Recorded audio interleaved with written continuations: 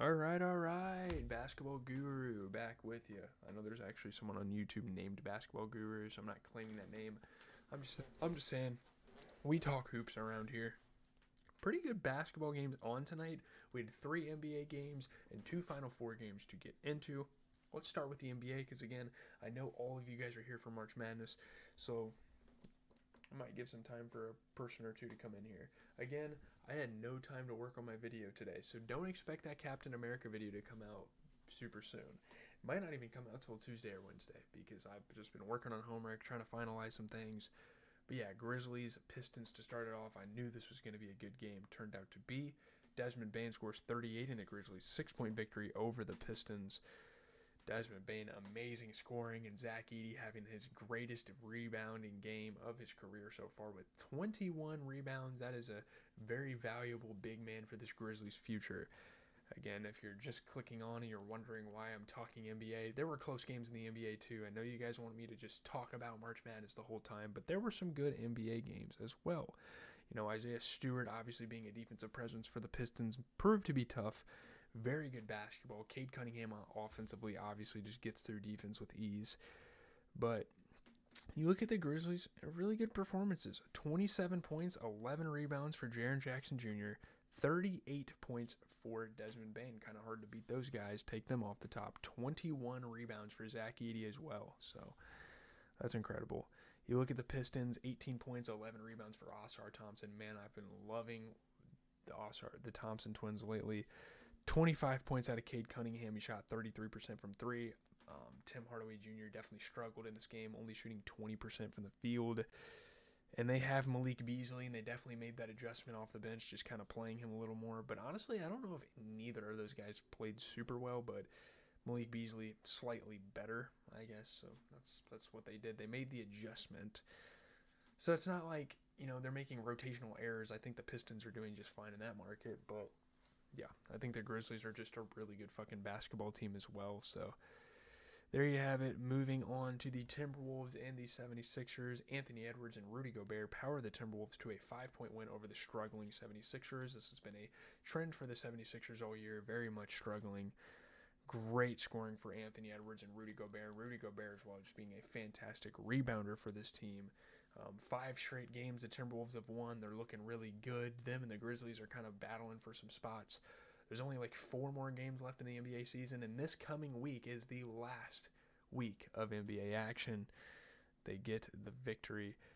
Ant ices the game. Just ridiculous shots from him. There wasn't much the Sixers could have done to win this game. Like Lonnie Walker Jr. was out there, I guess. That was cool. Gershon Yabusele throwing it down. Marcus Bagley throwing it down. Yeah, Rudy Gobert throwing it down. A lot of at the rim play between these two teams. But yeah, man, Rudy Gobert, 23 points, 19 rebounds. You get a 37-point performance for Anthony Edwards, just being the leader, leading this team forward.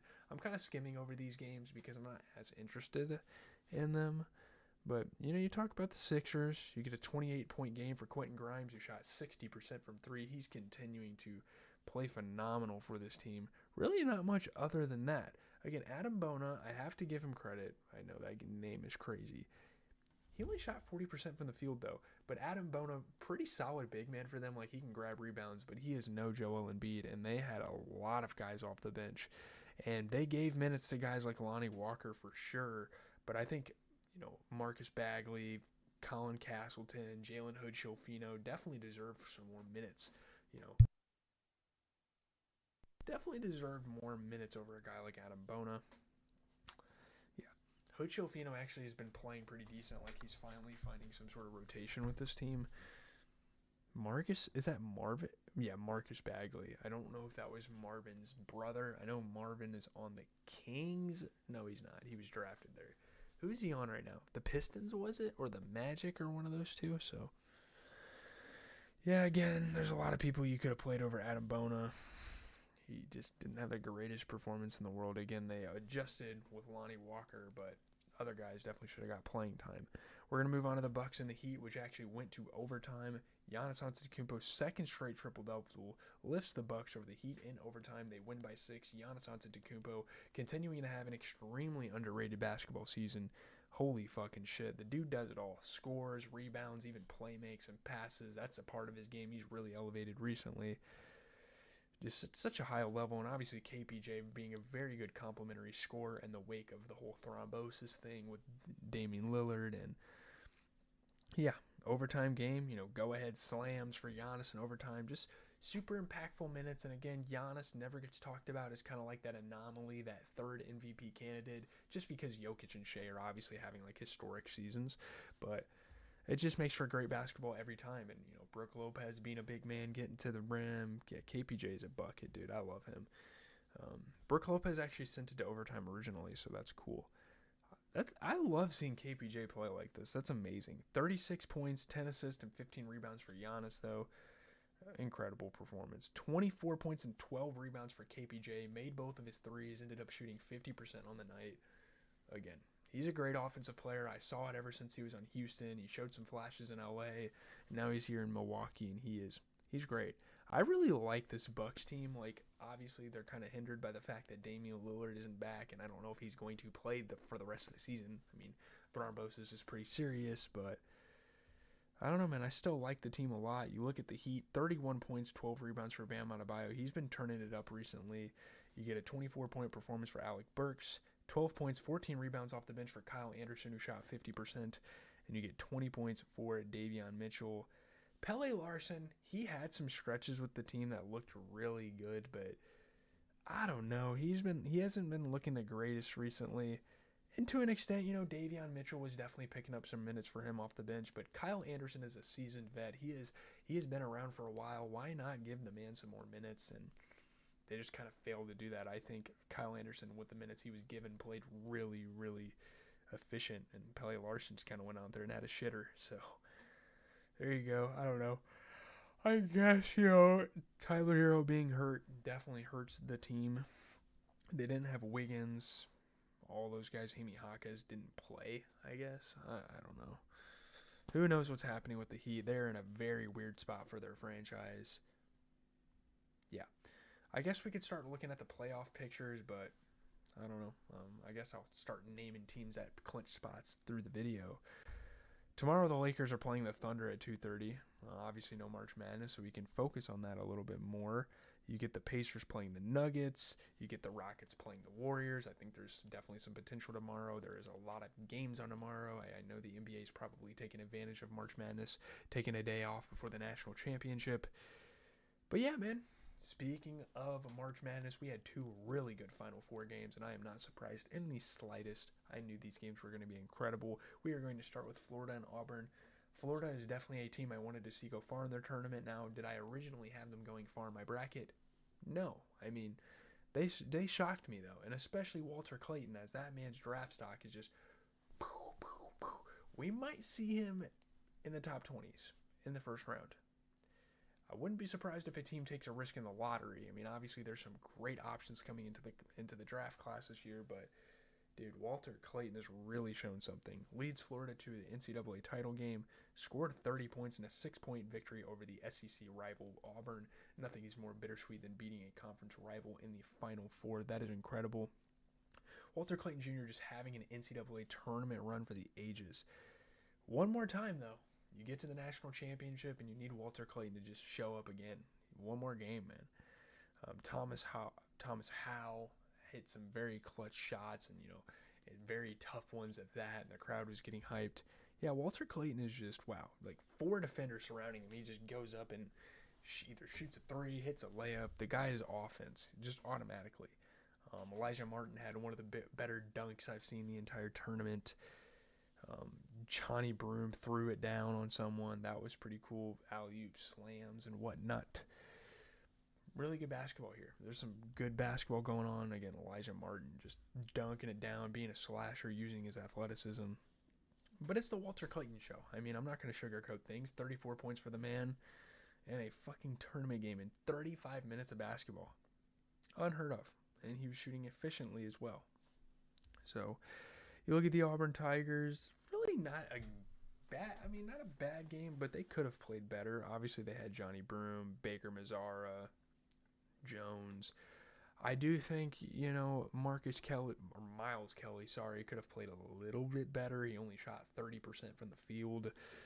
Could have played a little bit more efficient there, but I'm not going to say anyone on the bench should have got minutes over him because they have to Tashad Pettiford, obviously, but I don't know if this is, they're deep. They are Auburn. They were a 1 seed for a reason, but I don't think they have the deepest bench on the world. They kind of just rely on Johnny Broome and the guys, but yeah, man.